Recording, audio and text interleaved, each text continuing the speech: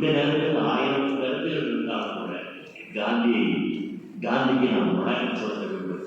அவர் ஒன்று சொன்னார், இந்தியா ஒரு இந்து நாடாக மாற வேண்டும் என்று சம்பர் பாபுக்கள் குரல் கொடுத்த போது இந்தியா ஒரு மதசார்பற்ற நாடாக இருக்க வேண்டும், அப்படி மாறவில்லை என்றால் அடுத்த நிமிடமே நான் உயிரை மாற்றிக் கொள்வேன் என்று மிகப்பெரிய அளவுக்கு மிரட்டல் கொடுத்தார். இந்தியா ஒரு செக்யூலர் கண்ட்ரி, அமெரிக்கா அதுதான் ஒரு அரசியல் சட்டத்தை உருவாக்கினார். இன்னைக்கு 75 வருஷ காலமாக இந்தியாவில் ஜனநாயகம், மதச்சார்பு, கூட்டாட்சி அனைத்தும் உத்தரவாதமாக இருக்கிறது என்றால் அது அம்பேத்கா உள்ளிட்ட அறிஞர்கள் உருவாக்கியிருக்கக்கூடிய கான்ஸ்டியூஷன் அதை இந்தியா ஏற்றுக்கொண்டது அடிப்படையான விஷயம். ஆனால் இன்னைக்கு மிகப்பெரிய ஆபத்து அதை வந்திருக்கிறது. இன்றைக்கு ஜனநாயகத்துக்கு ஆபத்து, கூட்டாட்சிக்கு ஆபத்து, அதே போல சொல்ல போனால் தேசத்தின் ஒற்றுமைக்கு ஆபத்து. மிகப்பெரிய சவாலை நாம் சந்தித்துக் கொண்டிருக்கக்கூடிய நேரத்தில் அந்த சவாலை எல்லா முறைகளிலும் எதிர்த்து போராடி முறியடிக்க வேண்டிய பொறுப்பும் ஜனநாயக சக்திகளுக்கு, மதசார்பற்ற சக்திகளுக்கு உண்டு. ஒன்றை நான் அஸ்திவாரமாக சொல்ல விரும்புகிறேன். இந்த வகுப்புவாதம், இந்த மதவாதம், பேசிச கும்பலை வீழ்த்துகின்ற வலிமை இந்தியாவுடைய ஜனநாயக சக்திகளுக்கு, மதசார்பற்ற சக்திகளுக்கு கட்டாயமாக இருக்கிறது. ஆனால் அவர்கள் ஒன்றுபட வேண்டும். ஒன்றுபட்டு நின்றால் நிச்சயமாக அந்த இந்துத்துவாவை வீழ்த்த முடியும். கட்டாயமாக அது நிகழ்ந்தே தீரும்.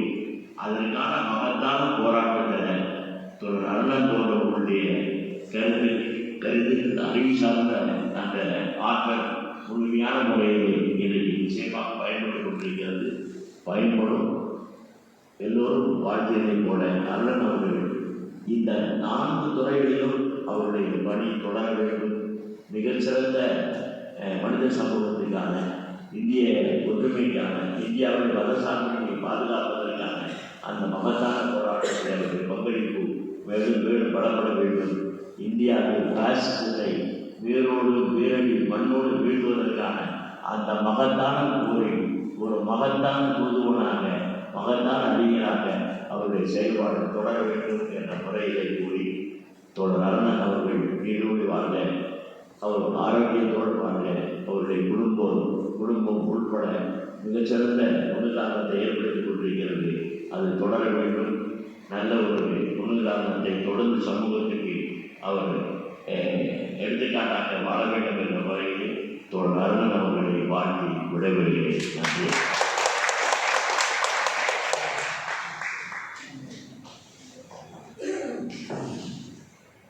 பத்து நிமிடத்தில் இந்திய சமூக கட்டமைப்பு பற்றி ஒரு வகுப்பே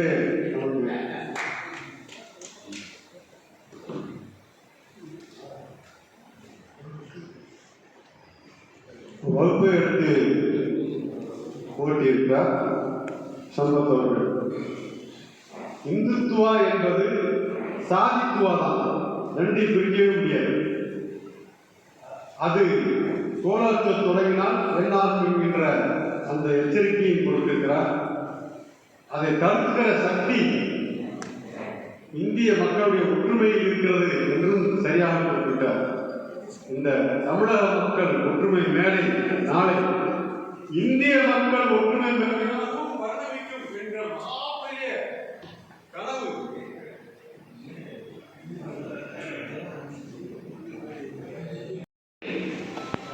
ஆகவே அவர் இல்லாமல் நான் இவ்வளவு தூரம் செயல்பட்டிருக்க முடியாது, எழுதி இருக்க முடியாது, பேசி இருக்க முடியாது. ஆகவே அவருக்கும் எனது நெஞ்சார்ந்த நன்றி. அவருக்கு நன்றி என்றால் நம்முடைய ஒட்டுமொத்தமான குடும்பத்திற்கு நன்றி.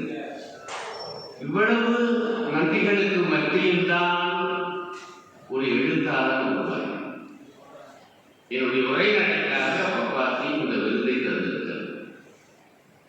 நான் ஒரு 5 நாவல்கள் எழுதியிருக்கிறேன், 2 கவிதை தொகுப்புகள் வெளியிட்டிருக்கிறேன்.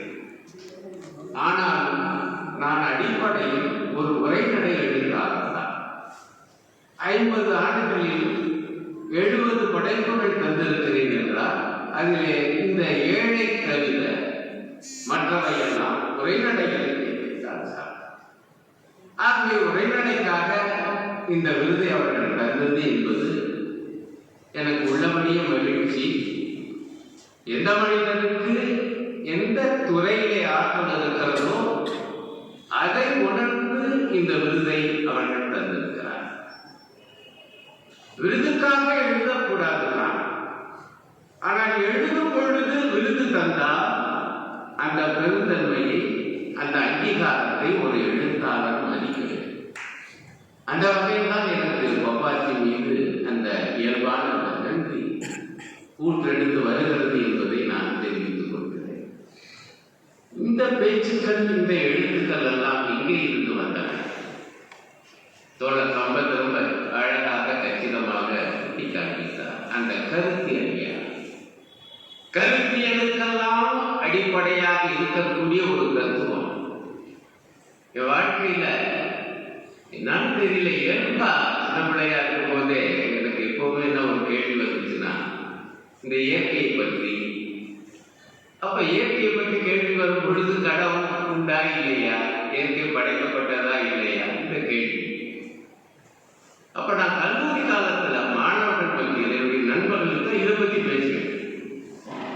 பல பேர் வந்து உயிர்னாங்க, இவங்கிட்ட பேசக்கூடாது. அப்பெல்லாம் கிரிக்கெட்டை பற்றி அதிகம் பேச மாட்டோம், ஆனா சினிமா பற்றி தான் நான் பூரா பேசுவேன். சினிமா பற்றி ஜாலியாக பேச